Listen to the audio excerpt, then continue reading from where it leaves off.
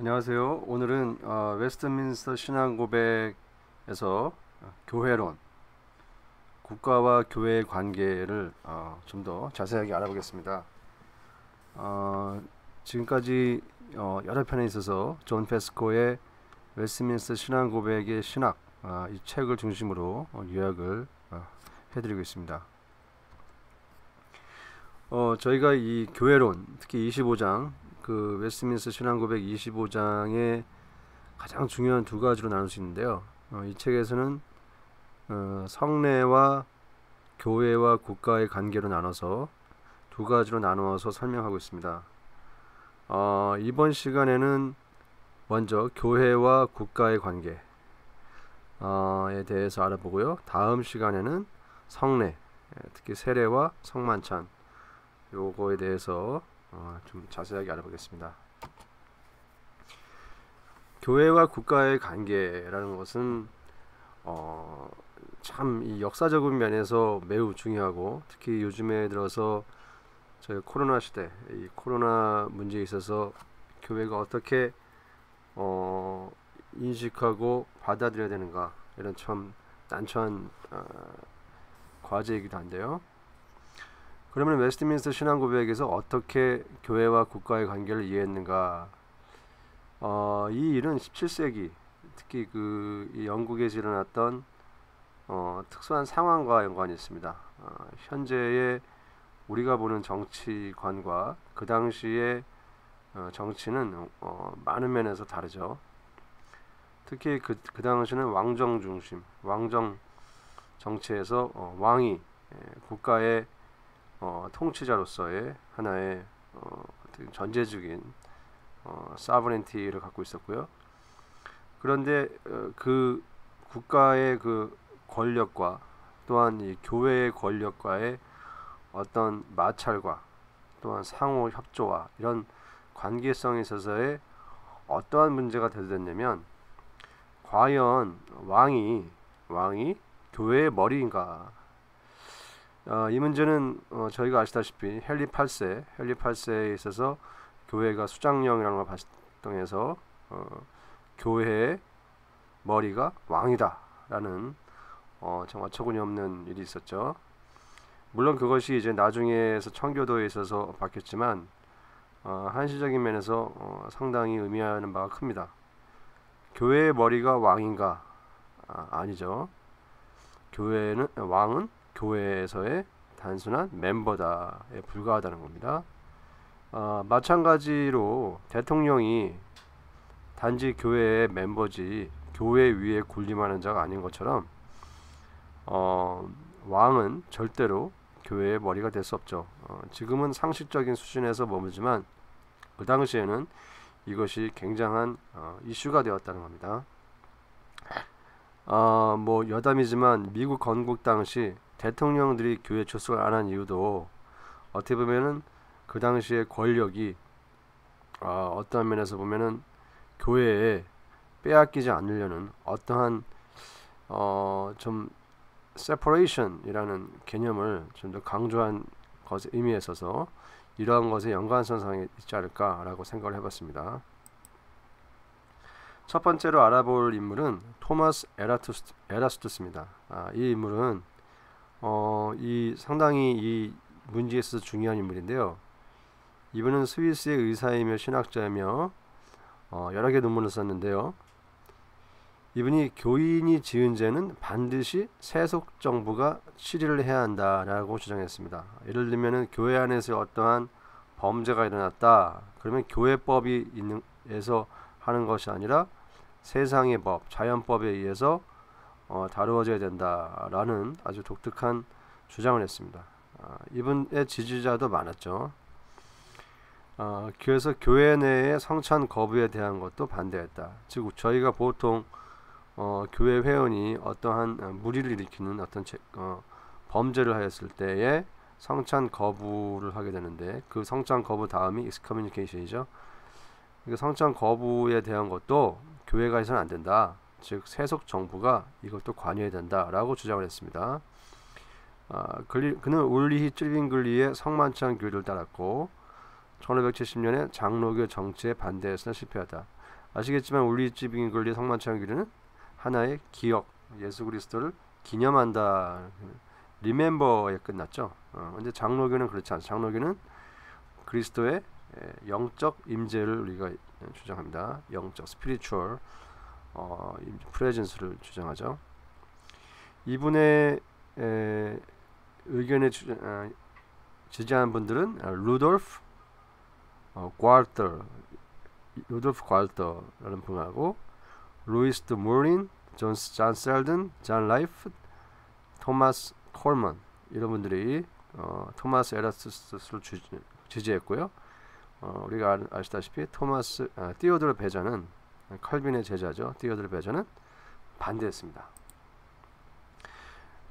그래서 웨스트민스터 총회에서는 토마스 에라스투스의 견해를 받아들여지지 않았습니다.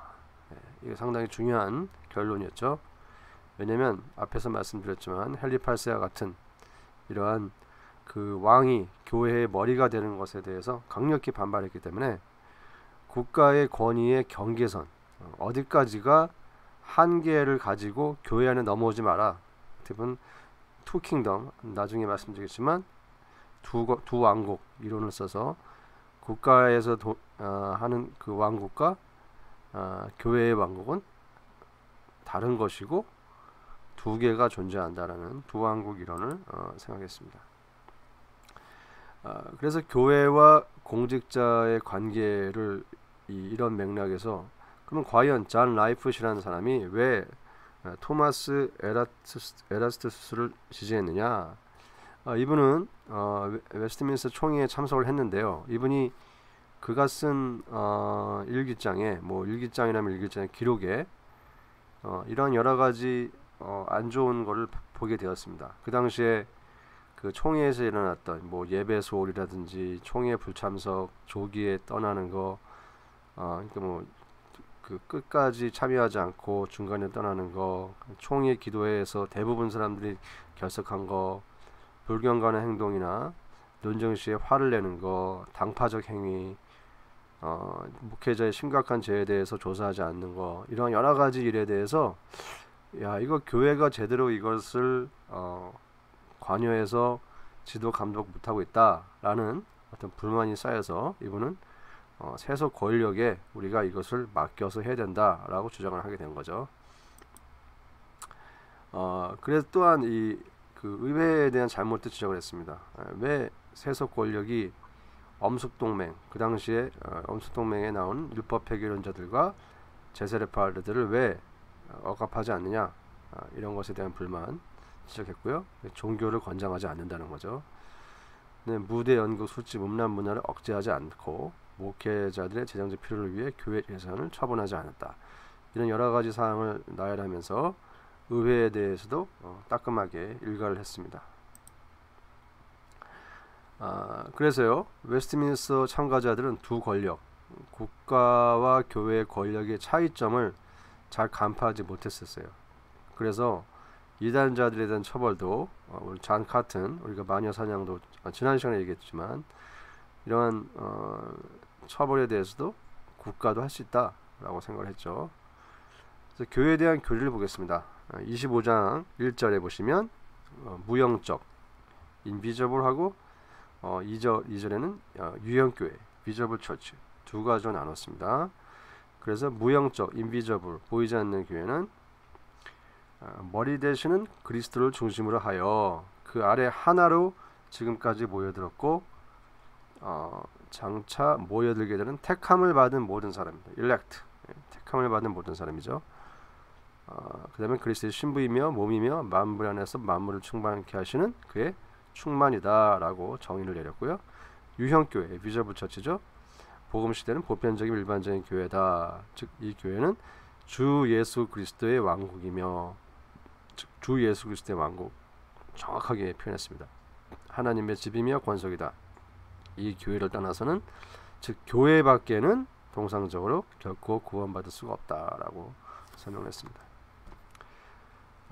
그래서요, 23장에 보시면 국가위정자라는 챕터에서요, 온 세상의 최고의 주요 왕이신 하나님께서는 위정자들을 세우셔서, 여기 보시면 국가에 대해서는 하나님, 교회에 대해서는 예수 그리스도라는 어떤 두 가지를 나눠서 설명함을 알 수 있습니다. 그래서 공공의 유익, 공공의 선을 위해서 백성을 다스리게 하였으며 무력을 허용하였다는 거죠. 그리고 선한 자들을 보호하고 격려하는 한편 악을 행하는 자를 벌하게 합니다. 그러니까 무력을 사용할 때는 반드시 이러한 목적에 제한을 둬야 된다라고 정확하게 설명했습니다. 이번에 알아볼 사람은 조지 길레스피. 워낙 아론의 쌍난 지팡이라는 책을 통해서 이 교회와 정치와의 관계를 아주 구체적으로 상술했습니다. 23장에서 그리스도 대신에 하나님의 말씀을 위정자에 넣자, 즉 이 23장에서 이렇게 하나님의 말씀을 넣자 해서 그리스도의 중요성에 대해서 세속 권력까지도 그리스도가 통치한다라는 개념을 가지신 분입니다. 왜냐하면 마틴 루터가 교회의 주인은 그리스도이며 세상의 왕은 하나님으로 구별하 부른다라고 해서 이분은 설명인데요. 앞으로 이 두 가지를 이 조지 길레스피의 아론의 쌍난 지팡이 이 책에서 발췌한 내용입니다. 두 왕국교리, 우리가 데이빗 반 드루넨의 두 왕국교리라는 책이 있는데 거기에 보면은 자세하게 이러한 내용도 참고되었습니다. 그렇다면 이 두 왕국의 공통점이 뭐냐? 즉 세속 왕국과 교회, 즉 그리스도가 머리가 되시는 그 교회와 어떠한 공통점이 있는가 이렇게 봤어요. 모두 하나님으로부터 왔다. 그렇죠? 모두 하나님의 법과 계명을 지켜야 한다. 맞습니다. 루터에 의하면 위정자와 교회 사역자들은 아버지로 여겨지며, 상당히 루터가 위정자까지도 아버지로 불렀다는 것은 참 저희에게는 이해가 안 되지만 이것은 10계명의 5째 계명에 해당한다. 즉 그 당시 루터도 국가에 대해서, 국가의 왕이나 이런 사람들에 대해서 상당한 권위를 인정했다는 거죠. 그 당시에 뭐라고 그랬습니다. 지금 미국이나 지금의 자유민주주의 사회에서는 이해가 안 되는 표현이죠. 위정자와 사역자는 모두 하나님의 영광과 사람들의 안녕을 위해 선출된 것이다. 모두 서로 간에 이익이 되어야 한다. 모두 정치적 권력을 갖고 있다. 여기 굉장히 중요한 정치적 권력을 모두 갖고 있다는 겁니다. 각각은 단일의 재능과 자격 기부가 필요하다. 모두 범죄의 무게에 따라 근저와 교정이 있다. 모두 범죄의 중대성에 따라 범죄가 확정될 경우 적절한 형벌만이 가해질 것. 모두 일부 일들에 대해 법리를 가진다. 비록 교회 권력은 주로 개인의 내적인 영적 상태와 관련하여 교회 질과 그 개인의 파면을 나타낼 수 있다. 이렇게 공통점을 표현했고요. 차이점이 있습니다. 차이점이 좀 깁니다. 효과적인 원인. 그래서 국가의 왕은 시민의 권력을 제정한다. 성도들의 왕은 교회의 권력을 제정한다. 내용: 위정자는 세속의 권위와 임시적 무력을 가지며 주권적, 입법적, 징벌적, 강제적이다. 교회의 권력은 천국의 열쇠를 가진다. 이게 탁월한 설명입니다. 위정자는 형식에 있어서, 권위와 지배에 있어서 하나님의 즉각 복종한다. 교회의 권력은 사역적이며 교회의 왕이신 예수 그리스도께 즉각 복종한다. 이게 하나님과 예수 그리스도를 나누어서 설명했습니다. 목적: 위정자의 궁극적 목적은 국가의 왕으로서 하나님께 영광을 돌리는 것이다. 교회의 권위의 목적은 근시적인 것과 원시적인 것이 있는데, 근시적인 것은 예수 그리스도의 영광이고 원시적인 것은 하나님의 영광이다. 효과: 위정자는 시민법 보상과 형벌에 영향을 주고요. 교회 권력은 신앙에 관한 논쟁, 교회의 질서와 윤리적인 문제, 교회 사역자를 임명하고 교회 치료를 결정한다. 관심사는 국가 권력은 오직 평화, 전쟁, 정의 등 왕과 국가의 관심사, 즉 사람의 외적인 일에만 신경을 쓰고요. 교회 권력은 하나님과 관련된 일을 처리한다. 즉 사람의 내적인 일이다. 부가적인 것으로서 교회 권력은 기도 없이는 행해져서는 안 된다. 하지만 국가 권력은 그렇게 할 의미가 없다. 여기에 기도가 교회에서만 이루어져야 한다는 것은 참 특이한 사입니다. 그렇죠? 많은 경우에 있어서 국가 권력은 한 사람에게 주어지고 교회 권력은 총회 또는 당회에 주어진다. 이것도 바뀌었죠. 국가 권력이 한 사람에게 주어지는 게 통치가 바뀌었습니다. 상호관계, 국가의 권위 아래서 사람은 하나의 국가 공동체 또는 시민 조직을 보이지만 교회는 영적인 조직이다. 궁극적 마침, 교회는 파면 이상을 갈 수 없고 국가는 범죄자들을 사형 이상 갈 수 있다. 갈 수 없다. 이렇게 그러니까 이 교회는 파면, 국가는 사형 이렇게 나누어서 설명했습니다. 분리된 실행, 때로는 교회가 국가가 할 수 없는 특정한 형벌의 제재를 가할 수 있고 그 반대도 마찬가지다. 아주 탁월한 설명입니다. 사무엘 러더포드, 우리가 잘 알다시피 이분의 그 스코틀랜드 출신의 목사님이시고 두 왕국 교리에 대해서 국가와 교회의 상호 복종이라는 단어를 썼어요. 상호 복종, 서로가 복종해야 된다. 이 사회주의나 공산주의 같은 종교의 자유가 없는 나라는 복종이 불가능하겠죠. 이거는 어떤 면에서 보면은 기독교 국가, 특히 자유민주주의 사회에서의 기독교 국가에서의 어떤 특정한 환경에서만 이루어지지 않는가. 교회는 국가 일에 대하여 위정자에게 모두 복종하고 위정자는 영적인 일에 관하여는 교회에 모두 복종하는 이론이다. 이것을 Independent Supremacy라고 불렀습니다. 독립적 주권이라고 불렀습니다. 23장 2절 보시면요. 그리스도인들이 공직자로 임명될 때 공직을 맡아 수행하는 것은 적법하다.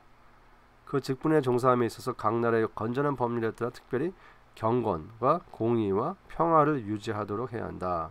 그 목적을 위하여 지금 신약시대에서는 정당하고 필요한 경우에 전쟁을 일으키는 것은 정당하다. 여기에 Just War Theory, 여기에 그 어거스틴의 Just War Theory가 설명되어 있고요. 제세례파들은 그리스도인들이 공직에 임해서는 안 된다 가르치고 전쟁에 참여해서도 안 되죠. 현대 여호와 증인 같은 이런 분들이 국가관이 매우 다릅니다. 향론파의 견해, 우리가 알미니안, 리마스트런트라고 사람들이 종교적 자유와 관용을 강조했습니다. 이분들이 굉장히 자유의 개념, 종교적 자유 개념을 굉장히 강조했죠. 어떻게 보면 알미니안주의가 국가관에 있어서 현대의 자유민주주의 체제를 가지고 있는 게 아닌가. 그래서 이 알미니안주의가 교회론에 있어서 이쪽 국가와 교회 관계에 있어서 현대적 의미의 그런 영향을 많이 미쳤다고 생각합니다. 향론파의 고백, 시몬 에피스코비우스의 국가 위정자가 노예의 결정을 실행하는 데 있어서는 반드시 개인의 양심의 문제, 그래서 이 양심의 문제라는 것 자체를 함으로써 국가가 강압적으로 폭력적으로 벌금이나 망명 이런 것들을 해서는 안 된다. 핍박해서는 안 된다. 그러니까 어떤 종교적인 것도 절대로 강압적으로 해서는 안 된다 라는 견해를 펼친 분들이 향론파였다는 거죠. 데이비드 딕슨, 우리가 아시다시피 웨스트민스터 신앙고백에 주석을 쓰신 분, 교회의 머리는 오직 그리스도이며 그것은 하나님의 말씀과 대체 가능하다. 반면에 로마 카톨릭과 에라스투스주의자, 향론파들은 그렇게 생각하지 않았다. 그래서 이러한 교회론에 있어서 이러한 다양한 견해가 있음을 우리가 알 수 있습니다. 좋아요와 구독과 공유 부탁드리겠습니다. 이상입니다. 감사합니다.